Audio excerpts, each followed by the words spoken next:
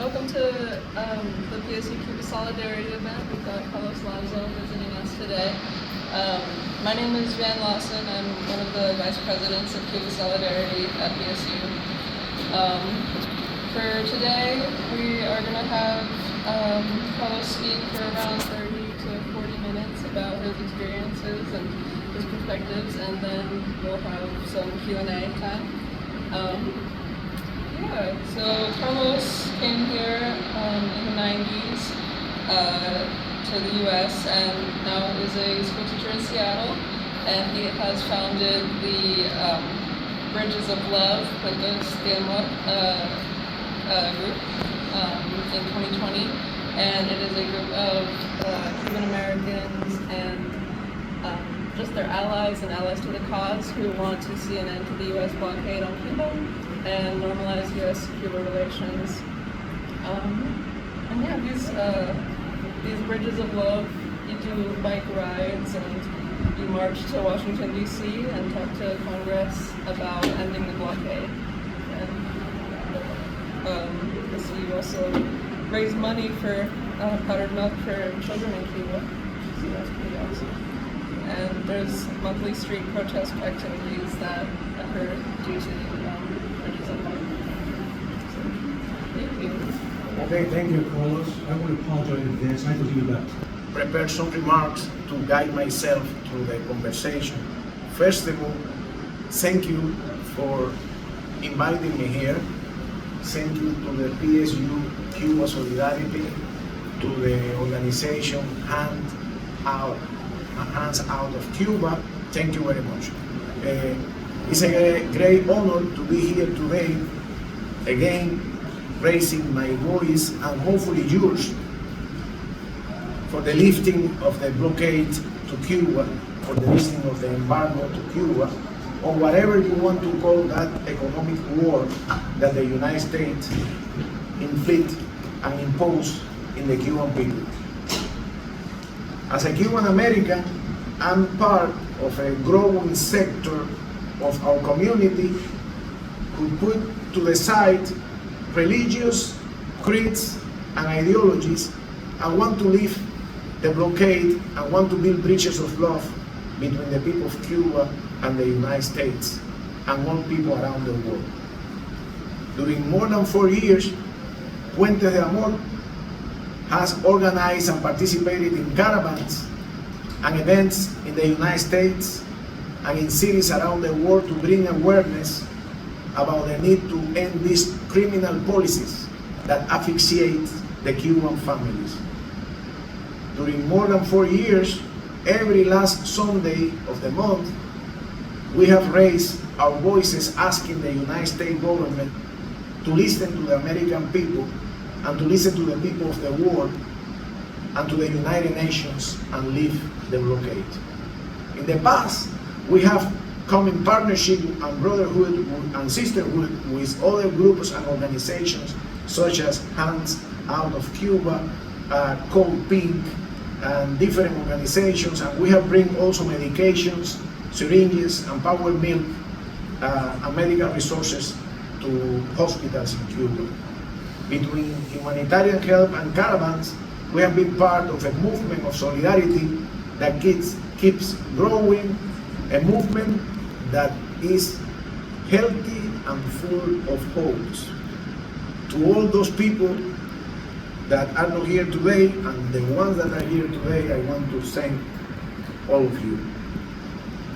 Today, besides talking about what we do, I want to tell you a little bit about myself. I never thought that I would be here today, talking to you, united with you, and fighting for this humane cause. I was born in Cuba almost 60 years ago. My father was a communist, a humble cigar maker who supported the Cuban government. My mother was a housewife who hated the Cuban government. She left Cuba in 1980 when I was 15. Both my parents were decent and loving people. I came to the United States in 1991 when I was 27. Before leaving Cuba, I spent a year in prison for trying to escape from the island in a raft. The second attempt was successful, and after 4 days in the ocean, I finally was rescued by the US Coast Guard 6 miles from Key West. Behind, I left 2 children and part of my family. I brought with me a lot of anger and resentment. I was anti-communist and opposed to the Cuban government. In the US, I did what many immigrants do. I work and I try to help my family and created here, the one that I created here and the one that I left behind. Years later, I joined the Washington National Guard. I became a combat medic. 2003, I was sent to Iraq. There, I received a Bronze Star for saving the life of American soldiers and Iraqi civilians trapped in the conflict. While I was in that war, something happened. The experience of mutilated bodies and death changed my perspective about life and diluted the resentment that I had carried with me for so many years. There, when I saw the bombs falling, the people dying, women, children, human beings, I realized war was not a solution to resolve human conflicts. That war in part made me reconsider my position toward my native country. I realized that the blockade was an economic warfare that was killing innocent people in Cuba. I realized that the blockade was a war, a silent war that targeted Cuban families, and I could not support that any longer. That made me change and join those who want to end the war against Cuba. Today, I am a teacher. I have taken my students to Cuba. I have seen with my own eyes Cuban and American children singing and laughing together. Also, after all these years, I have come to the conclusion that the blockade is not about politics, but about human decency. To oppose the war on Cuba, you don't have to be communist like my father was. You don't have to be anti-communist like my mother. To fight against a blockade, all that takes is to be a decent human being. The embargo is indecent and immoral. The blockade is an inhuman war that the United States imposed in the Cuban families. Still, I'm not a communist. I do not support or promote any government, but I believe I'm a decent person. I believe with all my heart that if you are a decent person in Cuba, in the United States, anywhere, you have to oppose the blockade. The best way to be grateful and decent for all those who immigrate to the United States is by building bridges of love between our native and our adoptive countries. For me, it's about bringing together my mother, Cuba, and my father, the United States. We have a vision and we also have a dream. We believe that the blockade should be lifted, can be lifted, and will be lifted. We believe in the dream, in that dream, because I have imagined that war without blockade when I have seen my American students and my Cuban children playing together. We also believe that to achieve that, we need the support of every decent person in the United States and in the world. The blockade is immoral. Therefore, any men or women of goodwill united by decency, humanity, and love should fight for the end of it. It does not matter if you are Republican, Democrat, Independent, Socialist, Anti-Communist. It doesn't matter if you are Catholic, Christian, Jewish, or Muslim. If you are a decent person, you cannot support the inclusion of Cuba in the list of countries, of terrorist countries. The inclusion of Cuba in that list is unjust and denies resources to the Cuban people. If you are a decent person, you cannot support this blockade that starved Cuban families. If you are a decent person, you cannot support policies that kill Cuban children. One day, the blockade will be gone. One day we will look back and see that all these years of hate and hostility and aggression against the Cuban people will be something of the past. But for that to happen, we need to fight today with a certainty that we are going to win. We need to fight every day. We need to put to the side our difference, whatever they are, and get united by our values of decency and by our love to family and humanity. We will do it because it's the right thing to do. We will do it because it's the best thing to do that we can do to serve our two countries. We will do it because this is the best tribute we can offer to our parents and the best gift we can give to present and future generations. Brothers and sisters, a better world is possible. Let's leave the blockade. The Cuban families and the Cuban American people rely in our decency and humanity. Thank you. God bless everyone. Cuba sí, bloqueo no. Cuba sí, bloqueo no. Cuba sí, bloqueo no. Cuba sí, bloqueo no. Thank you so much, Carlos. Hey, ma'am, before we start the Q&A, Even last year it was the United States, Israel, and Ukraine abstained. Well, if you see from a perspective, it was not bad because they didn't just win and support. You know, even when they are receiving support from the United States, and it was good. Yes. What is the blockade? The blockade have many names. The embargo, Americans used to say embargo. An embargo is when you tell somebody you cannot buy anything here, I cannot sell anything to you. But the blockade, and it's called the blockade or the embargo, I call it economic war against Cuba, is because it's something extraterritorial. It's not just the United States saying, I'm not selling any of my products, you are not buying anything here. It's also the United States telling other countries, if you make a car with 10% of Cuban nickel, you cannot sell that car in the United States. If you make a candy with 10% of Cuban sugar, you cannot sell anything in the United States, that product from other countries. If you do economic transactions, a bank in France, any country, with Cuba, we are gonna fine you with millions of dollars.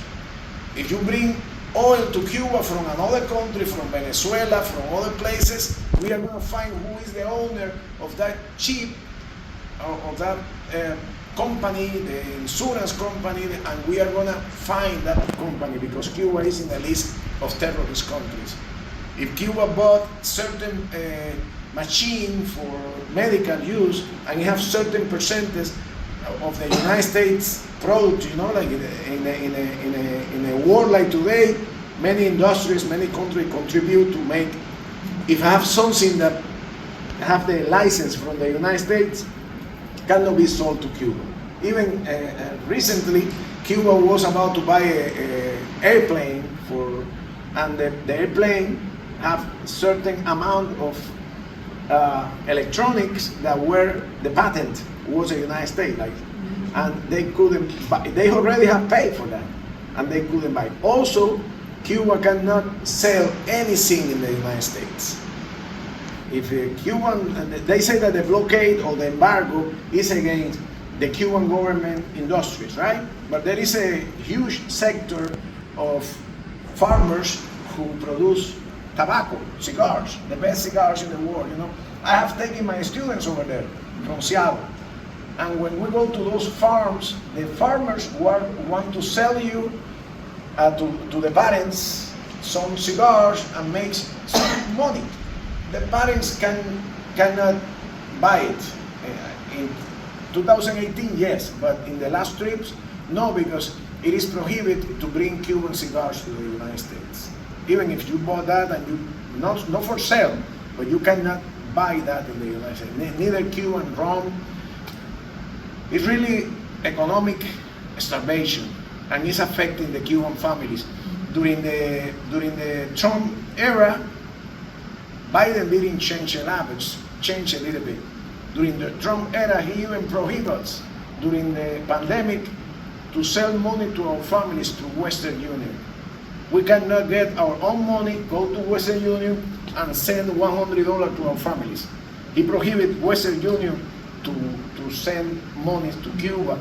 And right now, if you live in another part of the world, except in the United States, Biden changed that for the United States.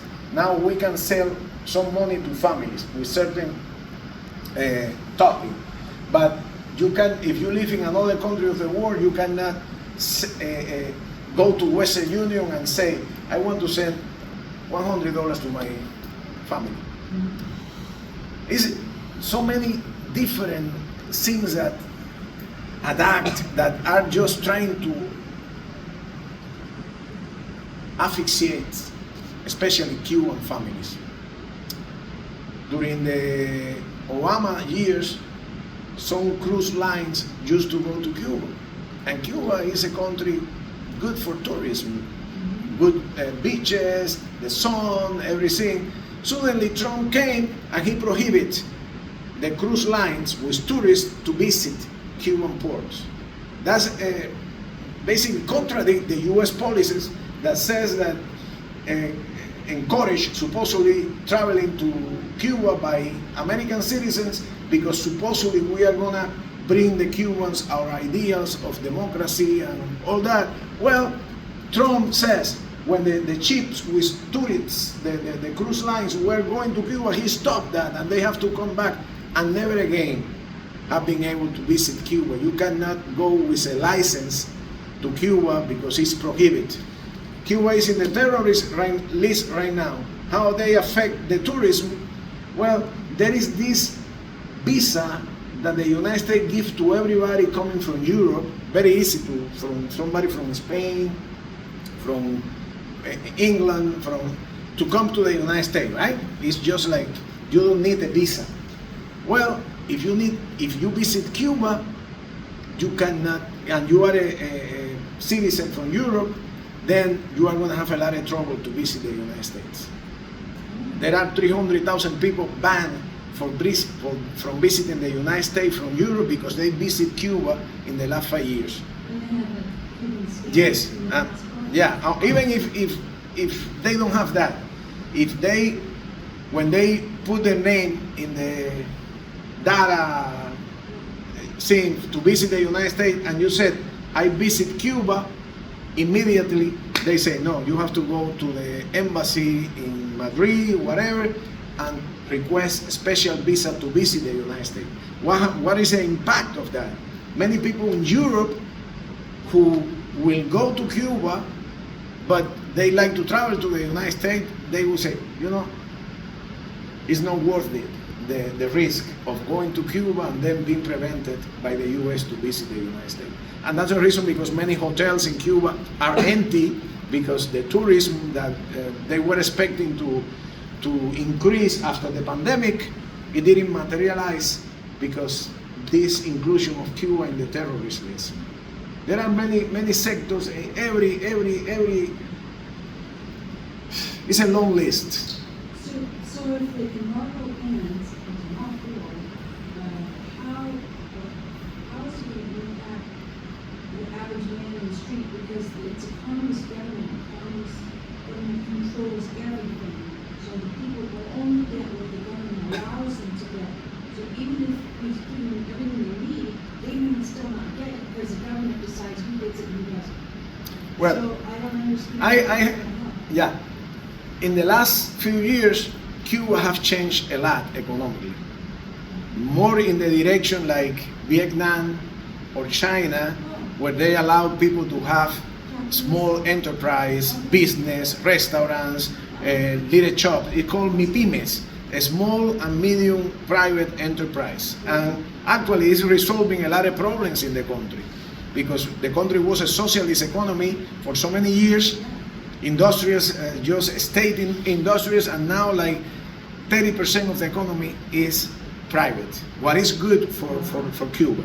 And you can see and that started during the Obama years, little by little, restaurants, things like that. And you can see the difference during those years. When the American tourists went over there and they went to this shop that belongs to somebody, have an owner, and they sell souvenirs, and they have private guide tourists to go and you saw the economy growing, and the Americans exchanging with the Cubans, and it is every day more open and open. And the United States was encouraging that, like telling Cuba, if you go to a more private way of economy, we will help, because that's what they want, right? Now that Cuba is going in that direction, there are some forces in Congress preventing those enterprises from receiving support in the sense of technology or doing some transactions, because in certain way it's improving the economy, right? And if it's improving the economy, then especially Republican Cuban Americans in South Florida, they don't want the improvement of the economy. They don't want the private sector. They want the collapse of the regime, as they call it. And then they are not happy with Cuba opening this, because they say, okay, Cuba have 11,000 new enterprise that belongs to people. Well, but that's improving the economy. But what is the goal of the embargo, the blockade? Well, according to Lester Marjorie, Secretary of State in 1960, when Castro was very popular, and Lester Marjorie wrote this memo saying the only way that we have to overthrow the Cuban government is creating starvation, debt, the real salaries, decreasing the real salaries, and we have to do that. And by helping the small enterprise, of course the economy is going to improve, but the government is not going to collapse. And then the United States is in this paradox of helping the private business, but the end of communism or social, it's not even communist, it's like a socialist country, independent, is not happening. And that was the Obama approach, like less commerce, they have let's start moving things, and things start improving. Then Trump came and he said, no, things improving, no, we don't want that, we want to relax. And that's what is going on right now. But there are a lot of private enterprise in Cuba right now, even importations, people are importing containers with food, and they are selling. Yeah, but remember, it's not the same to buy a container of rice in Texas or like trading like in China. And also there is a law that prevent any ship coming to Cuba cannot visit any United States port for 6 months. Then many countries avoid trading with Cuba. Yeah, I had a question. One thing is in the definition of blockade. I mean, I've been to Venezuela twice, and U.S. sanctions, that may be another word that you might use for what's happening to Cuba. When I was there in 1994, there was a beginning because of the special period. There were some small businesses that were starting to open up at that time. But the main thing that I saw that when I was there was that actually, even though it was a special period, that people came together to take care of each other. And that, while they were having difficulty being able to give certain rations to everybody, they made sure the children were taken care of first.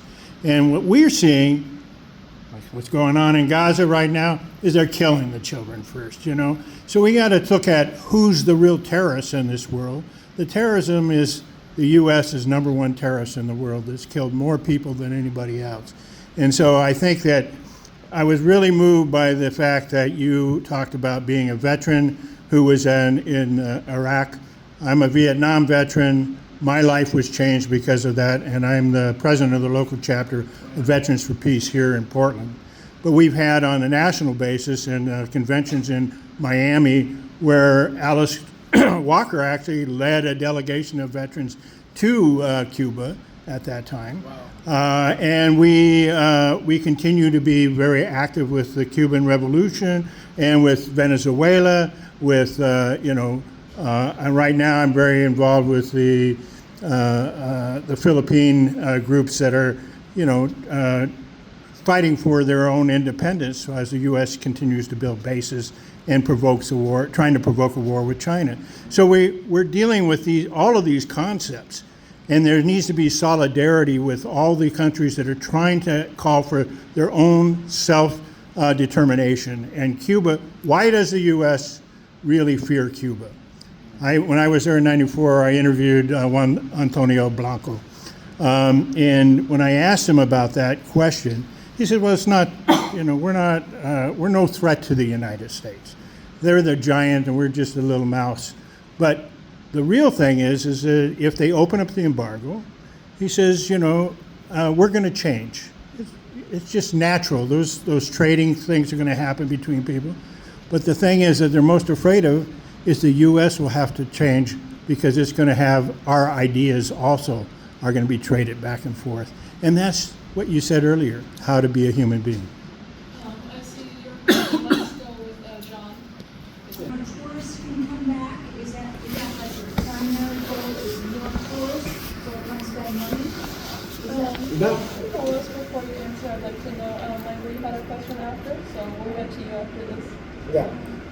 Well, the embargo, or the blockade, or the economic war, or the sanctions have many different particularities. One is preventing the main Cuban industry to work, what is tourism. I will say yes, I would like to see that the United States allow the US citizens to visit Cuba, and that will help a lot. I would like to, Cuba has another important source of income that is doctors. Cuba have the highest rate of doctors in the world. One doctor for every 130 citizens. They even have a school of medicine there where they graduate students from different countries, including the United States, grants, and they go there. And they also send doctors like Vietnam, but Vietnam is not 90 miles away from the U.S. It is another zone of influence, another different roles that plays in that zone. Actually, the U.S. is a strategic ally of Vietnam now, and they don't talk about Vietnam having just one party, Communist Party. They don't talk about that. They don't care about that. They have a very good relationship. And then why not Cuba? It's very, very sad, and the policies are very counterproductive. And it's indecent and inhuman to try to start families. Right now in Cuba, they need medications. The worst period of I say of the Cuban revolution, 60 years of when people need more medications, more things that the government unfortunately cannot provide because all the things that are blockade cut it over here. How's it reacting to the hurricanes that are going on? In Miami? No, in Cuba. Are they being affected by those hurricanes also? They have a very good system of rescue and preventing the hurricanes. Usually when they have a hurricane over there, you don't have death. They are very good on that.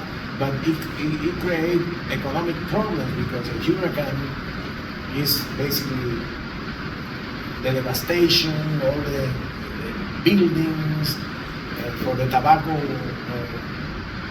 industry was very bad. 90% of the houses where they store tobacco leaf, they were gone in the last hurricane. It's very bad for these things. Everything together. It's like, I don't know.